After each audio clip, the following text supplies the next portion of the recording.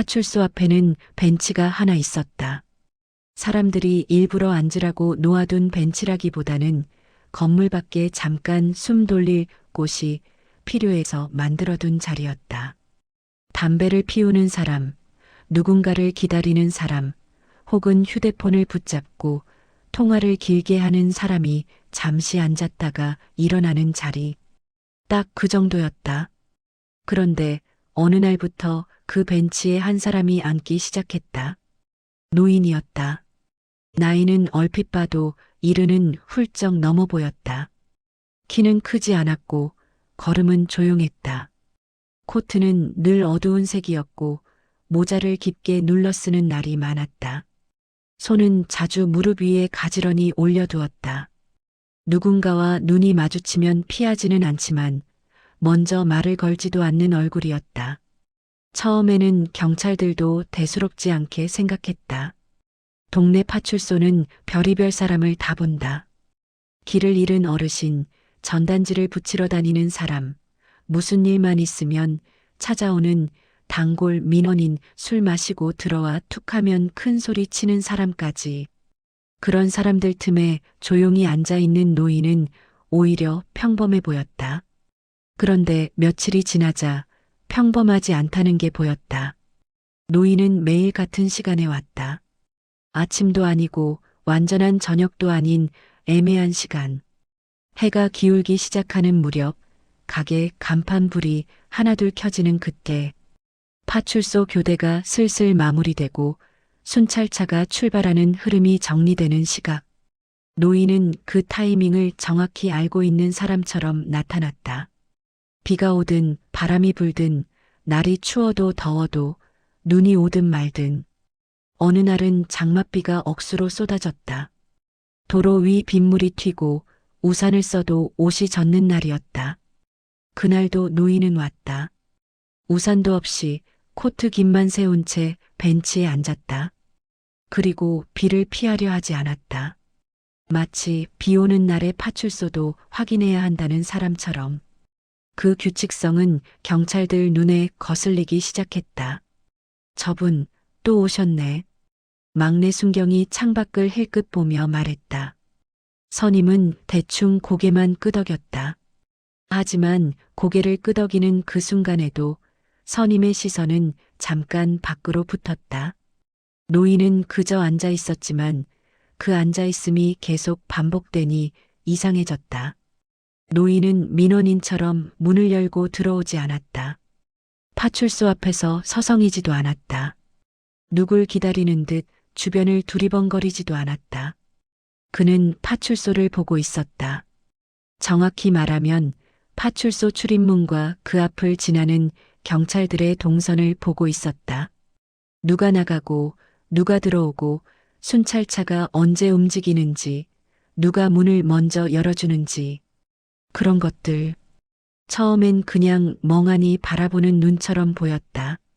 그런데 며칠, 몇 주가 지나자 묘한 확신이 들었다. 저 눈은 멍이 아니라 체크다. 막내가 한 번은 용기를 내서 밖으로 나갔다. 노인 앞에서 멈추며 조심스럽게 말을 붙였다.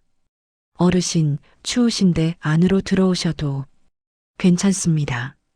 짧은 대답이었다. 표정도 변하지 않았다. 막내는 애매하게 웃고는 다시 들어왔다. 뭐래? 그냥 괜찮대요. 선임이 혼잣말처럼 말했다. 괜찮다. 그 말이 제일 무서워. 보통 진짜 괜찮은 사람은 없거든. 막내는 그 말을 이해하지 못했다. 하지만 며칠 뒤 이해하게 됐다. 노인은 어떤 날에는 벤치에 앉지 않았다. 그날은 파출소가 유난히 바빴다. 주민들이 한꺼번에 들어왔다. 자전거 도난 신고 길에서 넘어졌다는 어르신, 골목에 낯선 사람이 서성였다는 신고까지. 별거 아닌 일들이 쌓이면 현장은 금방 정신이 없다. 그날 노인은 벤치가 아니라 출입문 옆 그늘에 서 있었다. 문을 뚫어지게 보지도 않았다. 그저 문이 열릴 때마다 안쪽을 잠깐씩 확인하듯 바라봤다. 막내는 그 시선을 느끼고 속으로 생각했다. 저분은 왜 저렇게 보고 있지? 그때는 이유를 몰랐다. 하지만 이상하게도 그 시선이 불편했다. 누군가가 우리 일하는 방식을 보고 있다는 느낌. 실수하면 들킬 것 같고 대충 하면 바로 알아챌 것 같은 느낌. 그날 저녁 순찰차가 나갈 때였다. 선임이 문을 열고 나왔다. 막내는 뒤따라 나왔다. 노인은 출입문 옆에 서 있었다. 선임과 노인의 눈이 마주쳤다. 노인은 아주 작게 고개를 끄덕였다. 인사 같기도 하고 확인 같기도 했다. 선임도 무의식적으로 고개를 끄덕였다. 그 짧은 순간 이름도 모르는 두 사람 사이에 묘한 교감이 오갔다. 막내는 그 장면을 보고 오싹했다.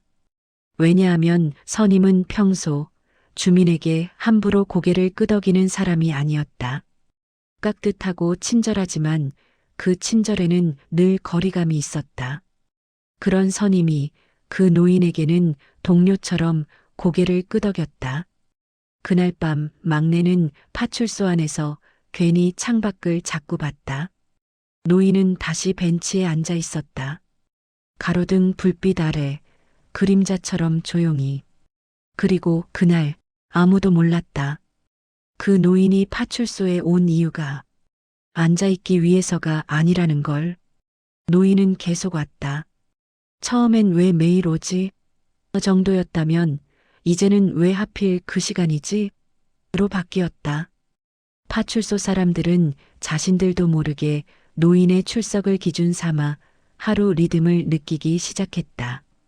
오늘도 오셨네. 응, 그 시간 됐나 보지. 그 말이 자연스럽게 오갔다. 말은 가벼운데 마음은 가볍지 않았다. 노인은 말이 없었고 그 침묵이 묘하게 단단했다. 말이 없는 게 아니라 말할 필요가 없다는 듯했다. 누군가 말을 걸면 대답은 했지만 질문을 되묻지 않았다. 관심을 끌지 않았다. 부탁도 하지 않았다. 그런데 신기하게도 노인이 있는 날은 파출소가 더 조심스러워졌다. 막내는 처음엔 그걸 기분 탓이라고 생각했다. 하지만 사건 하나가 터지고 나서부터는 아니었다. 노인의 존재가 감시처럼 느껴지기 시작했다. 그 감시는 불쾌한 감시가 아니라 오히려 자신들이 잊고 살던 기본을 떠올리게 하는 감시였다. 어느 날 순찰차 한 대가 출발하려는데 막내가 장비 체크를 빼먹을 뻔했다. 선임이 크게 화를 내기 전에 막내는 순간 창밖을 봤다. 노인이 벤치에 앉아 있었다. 그 눈이 막내를 보고 있는 것 같았다. 실제로 봤는지 아닌지 모르겠는데 막내는 그 순간 손이 빨라졌다. 기본부터 기본. 자기도 모르게 그렇게 생각했다. 파출소 앞은 늘 사람들 동선이 섞인다. 학생들이 지나가고 장사하러 가는 사람들이 지나가고 근처 편의점에 들르는 사람들이 오간다. 그러니 벤치에 누가 앉아 있어도 크게 눈에 띄지 않아야 정상인데 노인은 이상하게 눈에 띄었다. 눈에 띄는 이유가 튀어서가 아니었다. 오히려 너무 안 튀려고 해서 눈에 띄었다. 노인은 늘 시선을 낮췄고 몸을 작게 만들었다. 그런데 그 자세 자체가 오래 해본 사람의 자세였다. 어디서든 튀지 않게, 그렇다고 약해 보이지 않게. 사람 많은 곳에서 몸을 숨기는 기술 같은 게 느껴졌다. 막내가 선임에게 물었다. 선배님, 저 어르신 예전에 경찰이었을까요? 선임은 대답 대신 담배를 한번 깊게 빨았다. 그리고 연기를 내뿜으며 말하듯 말했다. 경찰은 티가 나. 티가요? 응. 현장 오래 본 사람은 눈이 달라. 막내는 그 말이 이상하게 싫었다. 왜냐하면 그 말은 노인의 정체가 단순하지 않다는 걸 선임도 인정하는 거였기 때문이다. 그날 저녁 작은 소란이 있었다. 동네에서 자주 보이던 주치자가 파출소 앞에서 큰 소리를 냈다. 너네가 뭘 했다고. 내가 뭘 잘못했는데. 이런 말이 쏟아졌다. 선임이 나가서 진정시키려 했고 막내가 뒤따랐다. 주치자는 처음엔 얌전한 척하다가 갑자기 뒤로 빠지며 도망가려 했다. 바로 그 순간 노인이 벤치에서 일어났다. 그리고 낮은 목소리로 말했다. 뒤로 빠집니다. 딱 한마디였다. 선임은 그 말에 반사적으로 몸을 틀었다. 주치자의 도주 방향을 막는 위치로 자연스럽게 이동했다. 막내도 따라 움직였다. 주치자는 두 사람 움직임이 바뀌는 걸 보고 한 박자 늦게 멈칫했고 그 틈의 상황은 깔끔하게 정리됐다. 일이 끝난 뒤 막내는 노인을 바라봤다. 노인은 아무 일 없었다는 듯 다시 앉아 있었다. 막내가 조심스럽게 다가갔다. 어르신 방금 감사합니다. 노인은 고개만 아주 작게 끄덕였다. 어르신, 혹시 경찰이셨어요? 막내의 질문에 노인은 처음으로 잠시 망설였다. 정말 아주 잠깐. 그리고 대답했다. 아닙니다. 막내는 더 묻지 못했다. 그 아닙니다가 부정이라기보다 더 묻지 마라에 가까웠기 때문이다. 그날 이후 파출소 안에서 소문이 퍼졌다. 저 어르신 뭐 하는 분일까? 그냥 퇴직 경찰 아닐까? 아니, 그 정도가 아닌 것 같은데. 누군가는 농담처럼 말했고 누군가는 진지하게 말했다. 하지만 누구도 확신을 말하지는 못했다. 확신하는 순간 그 노인을 이상한 존재로 만들까봐 두려웠다. 노인은 그저 그 자리에 앉아 있을 뿐이었다. 하지만 경찰들은 이제 알고 있었다. 그 침묵은 비어있는 침묵이 아니라 보고 있는 침묵이라는 걸. 그리고 그날 밤 막내는 혼자 생각했다. 혹시 저분은 여기서 뭔가를 확인하러 오는 걸까? 그 질문은 아직 답이 없었다. 하지만 답이 없는 질문이 사람을 더 오래 붙잡는 법이다. 그날은 평소와 조금 달랐다. 파출소는 늘 조용한 편이었다. 동네가 큰 사건이 잦은 곳도 아니었고 주민들도 대체로 예의를 지키는 편이었다. 파출소 안에서 울리는 소리라고는 무전기 잡음, 프린터 돌아가는 소리, 그리고 출입문이 열릴 때 나는 짧은 종소리 정도였다. 그런데 그날은 그 조용한 리듬이 어긋났다. 해가 기울 무렵 노인은 늘 그렇듯 파출소 앞 벤치에 앉아 있었다. 낡은 패딩 깃을 세우고 두 손을 무릎 위에 올려놓은 자세. 사람을 보는 것 같으면서도 사실은 사람을 보지 않는 눈. 경찰서 건물과 출입문, 그리고 그 앞을 지나는 동선 전체를 한 프레임으로 담는 듯한 시선이었다. 파출소 안에서는 교대 시간이 가까워지면서 직원들이 바삐 움직였다. 당직 인수인계표를 정리하고 민원 기록을 묻고 출동 장비를 점검했다. 선임들은 익숙하게 움직였고 막내는 하나라도 실수할까 눈치를 보며 따라다녔다. 그때였다. 출입문이 벌컥 열리더니 숨이 가쁜 중년 여성이 들어왔다. 얼굴이 새하였다. 손엔 휴대폰이 들려 있었고 손이 떨려 화면을 제대로 누르지도 못했다. 저기요, 큰일 났어요. 우리 아버지가. 순간 파출소 안공기가 바뀌었다. 소란이 되면 동네는 금방 소문이 돌고 신고 내용이 뭔지에 따라 대응이 갈린다. 선임이 여성을 의자에 앉히며 진정시키려 했지만 여자는 말을 이어가기 어려워했다. 아버지가 통장 전부 누가? 천천히 말씀하세요. 어떤 일인지, 지금 어디 계신지부터요. 여자는 겨우 숨을 고르고 말했다. 보이스피싱이었다. 아버지가 전화를 받고 은행에 갔다가 현금을 인출해 누군가에게 전달하려 했다는 것이다.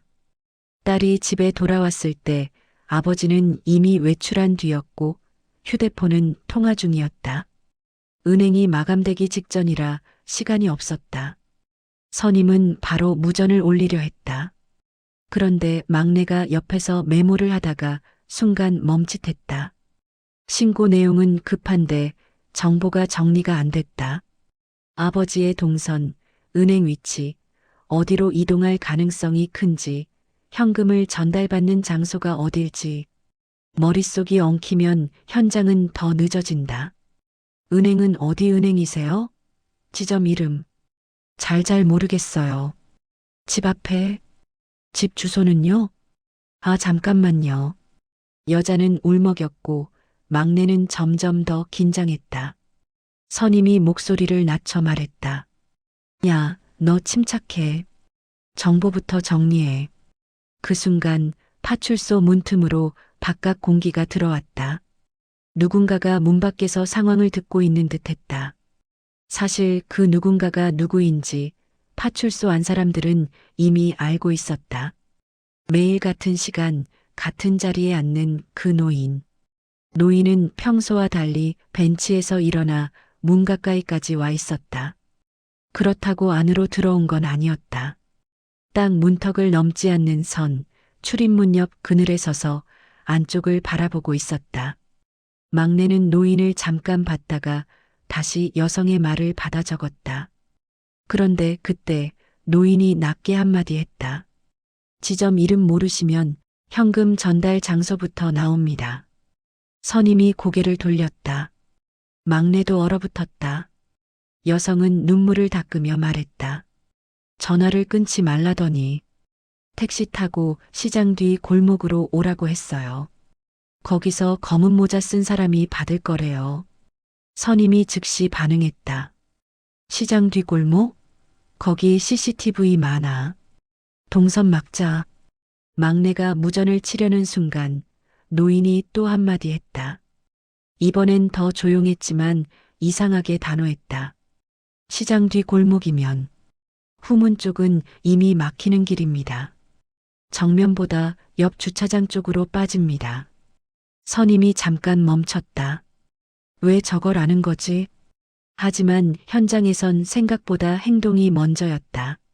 선임은 곧바로 무전기에 대고 말했다. 시장 후문 말고 옆 주차장 쪽 차단. 순찰차 한 대는 정면, 한 대는 주차장 진입로. 막내는 정신없이 뛰어다녔다. 출동 조끼를 챙기고 장비를 확인하고 차량 키를 잡았다. 그 와중에 파출소 밖을 스치듯 보니 노인은 문 옆에 그대로 서 있었다. 마치 누군가의 움직임을 체크하듯 순찰차 출발 순서까지 눈으로 따라가고 있었다. 출발합니다. 차가 나가자 파출소는 잠시 텅 빈 듯 조용해졌다. 신고 여성은 의자에 앉아 두 손을 모으고 중얼거렸다. 제발 아버지. 그때 노인은 다시 벤치로 돌아가 앉지 않았다. 한동안 파출소 앞에 서서 멀어지는 순찰차 소리를 들었다. 눈이 멀리 가 있었다. 표정은 변함없었지만 아주 미세하게 입술이 굳어 있었다. 시간이 흘렀다. 20분, 30분이 1시간처럼 길었다. 그리고 무전이 울렸다. 대상 확보, 피해자 현금 전달 직전 차단, 피해금 전액 회수. 파출소 안에 있던 사람들 어깨가 풀렸다. 신고 여성은 주저앉듯 울었다. 선임이 안도의 한숨을 내쉬며 물 한 컵을 건넸다. 다행입니다. 진짜 큰일 날 뻔했어요. 막내는 그제야 바깥을 봤다. 노인은 다시 벤치에 앉아 있었다. 아무 일도 없었다는 듯 처음 자세 그대로. 마치 방금 전 상황이 자기와 무관한 일인 것처럼. 막내가 문을 열고 나가 조심스럽게 말했다. 어르신 아까 감사합니다. 근데 어떻게? 노인은 막내를 한번 바라봤다. 그 시선은 따뜻하지도 차갑지도 않았다. 그냥 보는 시선이었다. 그리고 짧게 말했다. 동네는 길이 제일 먼저 말합니다. 네. 노인은 더 말하지 않았다. 다시 파출소를 바라봤다. 막내는 이상한 기분이 들었다. 도움을 준 사람이 고마움을 기대하지 않는 기분. 현장을 아는 사람이 잘했다고 하지 않고 그저 당연한 방향을 알려주는 기분. 그날 이후 파출소 사람들은 노인을 그냥 벤치에 앉아 있는 노인으로 보지 못했다. 그는 사건을 해결한 영웅도 아니고 누굴 가르치는 상사도 아니었다. 그런데도 딱 필요한 순간에 딱 필요한 말만 했고 그 말은 이상하게 정확했다. 그리고 그 정확함이 경찰들 마음 한쪽에 불편한 의문을 남겼다. 저 사람은 대체 누구지? 하지만 누구도 그 질문을 입 밖으로 꺼내지 못했다. 꺼내는 순간 이 모든 긴장감이 사라질 것 같았으니까. 노인은 오늘도 같은 시간에 앉아 있었다. 그달의 마지막 주였다. 노인은 여전히 같은 시간에 왔다. 같은 자리에 앉았다. 그런데 경찰들은 이제 그 규칙성을 그냥 흘려보지 못했다. 사람은 한번 의심을 품으면 이전에는 보이지 않던 것들이 보이기 시작한다. 노인이 앉는 시간은 교대 직전이었다. 노인이 떠나는 시간은 야간 근무가 완전히 자리를 잡는 즈음이었다. 그의 출석은 마치 점검표 같았다. 그렇다고 노인이 파출소를 드나들며 뭘 확인하는 것도 아니었다. 그는 안으로 들어오지 않았다. 문턱을 넘지 않았다. 그런데도 이상하게 그는 안에서 무슨 일이 일어나는지를 알고 있는 사람처럼 보였다. 막내는 며칠 동안 고민하다가 결국 선임에게 말을 꺼냈다. 선배님, 저 어르신, 그냥 동네 어르신 아니죠? 선임은 컵라면 뚜껑을 덮으며 대답했다. 모르면 그냥 모르는 거야. 괜히 캐지 마. 근데 아까도 보셨잖아요. 저번에 그 사건 때 선임은 잠시 말이 없었다. 그리고 조용히 말했다. 현장을 오래 본 사람은 말이 짧다. 막내는 그 말이 더 찝찝했다. 현장을 오래 본 사람이라는 표현은 노인이 단순한 주민이 아니라는 걸 인정하는 말처럼 들렸기 때문이다. 그날은 비가 오고 있었다. 얇은 우비를 입고도 다 젖는 장맛비였다. 파출소 앞 벤치에 앉는다는 건 사실상 고생이었다. 그런데도 노인은 왔다. 우산도 없었다. 대신 모자를 깊게 눌러 쓰고 비가 등을 타고 내려오게 둔 채 앉아 있었다. 선임이 문을 열고 나가 말했다. 어르신, 안으로 들어오세요. 비 오는데. 노인은 고개를 저었다. 여기서 봐야 합니다. 뭐요? 노인은 대답하지 않았다. 선임도 더 묻지 않았다. 묻는 순간 자신이 허락을 받는 사람이 되는 것 같았다. 그날 밤 파출소엔 작은 회의가 있었다. 동네 순찰 루트를 조정해야 했고 최근 들어 노인 대상 범죄가 늘어주민 요청이 많았다. 사건이 크진 않았지만 누적되면 동네 신뢰가 떨어진다. 선임이 화이트보드에 지도 그림을 그리며 말했다. 여기 이 골목이 문제야. CCTV 사각이 많고 길이 복잡해. 막내가 지도 위에 스티커를 붙이며 물었다. 그럼 이쪽으로 우회하면? 그때였다. 밖에서 누군가 문을 두드리는 소리가 났다. 2번, 3번. 조심스럽고 일정한 박자였다. 문을 열자 노인이 서 있었다. 비에 젖은 모자 아래 얼굴에는 물방울이 맺혀 있었다. 그런데 표정은 변함없었다. 노인은 안으로 들어오지 않고 말했다. 그 골목은 우회가 아니라 끊어야 합니다. 선임이 잠깐 웃었다. 어르신, 그건 우리가 알아서. 노인은 선임을 바라봤다. 그 시선이 묘하게 무거웠다. 순찰은 지나가는 게 아닙니다. 보이게 해야 합니다. 순간 파출소 안 공기가 달라졌다. 막내는 숨을 삼켰다. 선임도 말이 막혔다. 그 말은 경찰 교본에도 비슷하게 적혀 있을 법한 문장이었다. 하지만 현실에서 누군가가 그것도 비에 젖은 노인이 문 앞에서 그렇게 말하니 이상하게 가슴에 박혔다. 선임은 결국 물었다. 어르신, 대체 누구십니까? 노인은 아주 잠깐 눈을 내리깔았다. 그리고 천천히 말했다. 저도 예전에 여기서 근무했습니다. 선임은 더 캐묻지 못했다. 예전에 근무라는 말 하나에 노인의 정체가 군더더기 없이 담겨 있는 것 같았기 때문이다. 그날 이후 선임은 은근히 노인을 관찰하기 시작했다. 노인이 앉는 방향, 노인의 시선이 머무는 지점, 노인이 벤치에서 일어나는 타이밍, 그리고 그달의 마지막 날. 노인은 평소보다 20분 일찍 왔다. 그리고 평소보다 20분 늦게 떠나려 했다. 교대가 끝나고 야간 근무자가 자리를 잡았다. 파출소 앞이 잠시 고요해졌다. 비는 그쳤고 바닥은 젖어 반사광을 냈다. 노인은 벤치에서 일어났다. 그날따라 아주 잠깐 파출소 현판을 올려다봤다.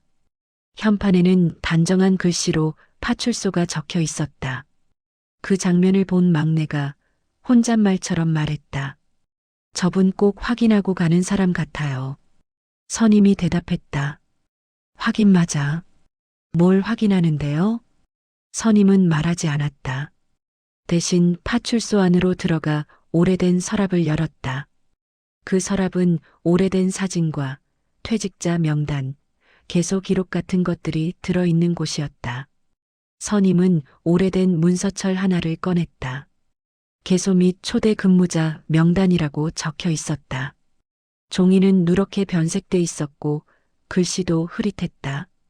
하지만 이름은 여전히 읽혔다. 선임은 손가락으로 한 줄을 짚었다. 그리고 그 순간 선임의 얼굴이 굳었다. 그 이름은 신문에서, 뉴스에서, 경찰청 신년사에서 수없이 봤던 이름이었다. 그 노인의 이름이었다. 그날 밤 선임은 잠을 제대로 못 잤다. 문서철에서 본 이름 한 줄이 머릿속에서 계속 떠다녔다. 사람은 어떤 사실을 알아버리면 그 전으로 돌아갈 수가 없다. 노인이 벤치에 앉아있던 장면, 노인이 출입문 옆 그늘에 서 있던 장면, 노인이 낮게 툭 던지던 말들이 전부 다른 의미로 바뀌기 시작했다. 선임은 다음 날 일부러 일찍 출근했다.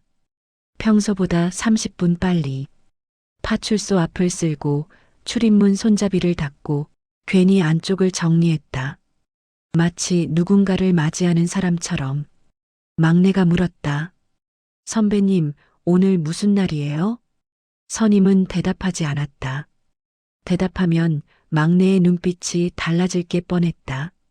아, 저 노인이 그런 사람이구나라는 눈빛.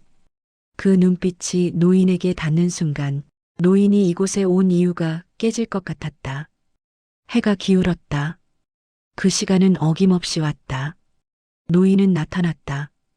오늘도 같은 코트, 같은 걸음. 다만 오늘은 발걸음이 조금 느렸다. 나이가 들어서 느린 걸 수도 있었지만 선임은 그 느림을 마지막처럼 느꼈다. 노인은 벤치에 앉지 않았다. 잠깐 그 앞에 서서 파출소 출입문을 바라봤다. 그리고 아주 작은 소리로 혼잣말처럼 말했다. 아직도 잘 버티네. 선임은 문을 열고 밖으로 나갔다. 비가 내리진 않았지만 공기는 차가웠다. 어르신. 노인은 선임을 봤다. 평소와 똑같은 눈빛이었다. 경계도 없고 친근도 없고 그저 사람을 보는 눈. 선임은 잠시 망설였다. 어떻게 불러야 할지 몰랐다. 청장님이라고 부르면 모든 게 끝난다. 어르신이라고 부르면 거짓말 같아진다. 선임은 결국 가장 무난한 말을 선택했다. 따뜻한 차라도 한 잔 드시고 가시죠. 노인은 고개를 저었다. 괜찮습니다. 선임은 한 발 다가가 말했다. 저 알아봤습니다. 노인의 눈이 아주 미세하게 흔들렸다. 티가 나지 않을 정도였지만 선임은 확실히 봤다. 노인은 한숨을 쉬지 않았다. 웃지도 않았다. 그저 잠시 침묵했다. 그리고 말했다.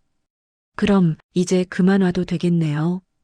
선임은 그 말이 무슨 뜻인지 알 것 같았다. 노인은 숨기기를 끝내려는 게 아니라 확인을 끝내려는 거였다. 선임이 물었다. 왜 하필 여기셨습니까? 아니, 왜 이렇게 매달? 노인은 한참을 말이 없었다. 바람이 지나가고 멀리서 오토바이 소리가 들렸다. 파출소 앞 도로엔 차 한 대가 천천히 지나갔다. 현장은 늘 그렇게 아무렇지 않게 흘러간다. 노인이 천천히 입을 열었다. 여기가 제 첫 근무지였습니다. 선임은 고개를 끄덕였다. 그 말은 이미 문서로 확인했지만 직접 듣는 건 무게가 달랐다. 노인은 이어서 말했다. 처음 발령받고 그날도 이렇게 해가 지고 있었습니다. 저도 벤치에 앉았죠. 근데 그때는 앉아 있을 시간이 없었습니다. 선임이 조심스럽게 물었다. 왜요? 노인은 아주 짧게 대답했다. 현장이었으니까요. 그 한마디에 선임의 목이 잠겼다. 노인은 말을 길게 하지 않았다.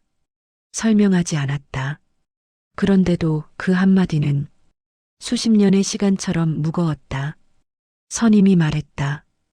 그럼 매달 오신 건? 노인은 고개를 아주 작게 끄덕였다. 매달 그날이 오면 저는 여기로 왔습니다. 이상하죠. 시간이 지나면 사람은 더 높은 곳으로 올라가고 더 큰 조직을 보게 되는데 노인은 잠시 파출소를 바라봤다. 결국 마음은 처음으로 돌아오더군요. 선임은 물었다. 확인하러 오신 겁니까? 파출소가 잘 돌아가는지. 노인은 바로 대답하지 않았다. 대신 선임을 똑바로 봤다. 확인하고 싶은 건 건물이 아닙니다. 선임이 숨을 멈췄다. 노인이 말했다. 사람입니다. 현장을 보는 사람. 사람을 먼저 보는 사람. 그게 남아있는지 보고 싶었습니다. 선임은 그제야 깨달았다. 노인이 매달 같은 날 같은 시간에 와서 본 건 순찰차의 출발 순서도 문이 열려 있는지 아닌지도 서류가 정리되는 방식도 아니었다. 노인은 사람의 태도를 보고 있었다.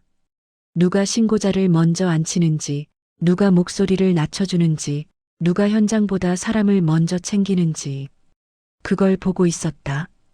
선임이 말없이 고개를 숙이자 노인이 아주 작게 말했다. 오늘은 당신이 문을 열고 나왔네요. 선임은 그 말에 심장이 내려앉았다. 노인은 지금 칭찬하는 게 아니었다. 그래서 이제 됐다는 말이었다. 노인은 벤치에 앉지 않았다. 그대로 몸을 돌려 천천히 골목 쪽으로 걸어갔다. 선임이 뒤에서 물었다. 어르신, 다음 달에도 오십니까? 노인은 걸음을 멈추지 않은 채 짧게 대답했다. 이제 안 옵니다. 선임은 그 자리에서 한동안 움직이지 못했다. 그날 파출소 앞 벤치가 처음으로 빈 자리처럼 보였다. 그리고 그제야 선임은 이해했다. 그 노인은 도움을 받으러 온 사람이 아니었다. 그는 매달 같은 날 같은 시간에 와서 현장이 아직 살아있는지 확인했다. 전직 경찰청장. 하지만 그보다 먼저 이 파출소에서 시작한 한 명의 순경이었다. 그는 마지막까지 현장을 떠나지 않았다. 그 노인이 파출소에 온 이유가 앉아있기 위해서가 아니라는 걸. 노인은 계속 왔다. 처음엔 왜 매일 오지? 그 정도였다면 이제는 왜 하필 그 시간이지? 로 바뀌었다. 파출소 사람들은 자신들도 모르게 노인의 출석을 기준 삼아 하루 리듬을 느끼기 시작했다. 오늘도 오셨네. 응, 그 시간 됐나 보지. 그 말이 자연스럽게 오갔다. 노인이 있는 날은 파출소가 더 조심스러워졌다. 그 감시는 불쾌한 감시가 아니라 오히려 자신들이 잊고 살던 기본을 떠올리게 하는 감시였다. 바로 그 순간 노인이 벤치에서 일어났다. 딱 한마디였다. 그 침묵은 비어있는 침묵이 아니라 우리 아버지가. 순간 파출소 안공기가 바뀌었다. 보이스피싱이었다. 택시 타고 시장 뒤 골목으로 오라고 했어요. 동선 막자. 동네는 누굴 가르치는 상사도 아니었다. 그리고 그 정확함이 입 밖으로 꺼내지 못했다. 막내가 지도 위에 스티커를 붙이며 물었다. 우회가 아니라 끊어야 합니다. 어르신, 대체 누구십니까? 선임은 그 느림을 마지막처럼 느꼈다. 노인은 벤치에 앉지 않았다. 잠깐 그 앞에 서서 파출소 출입문을 바라봤다. 그리고 아주 작은 소리로 혼잣말처럼 말했다. 아직도 잘 버티네. 비가 내리진 않았지만 공기는 차가웠다. 따뜻한 차라도 한 잔 드시고 가시죠. 그리고 말했다. 선임은 그 말이 무슨 뜻인지 알 것 같았다. 노인은 숨기기를 끝내려는 게 아니라 확인을 끝내려는 거였다. 사람입니다. 현장을 보는 사람. 사람을 먼저 보는 사람. 문이 열려 있는지 아닌지도 노인은 사람의 태도를 보고 있었다. 같은 시간에 와서 한 명의 순경이었다.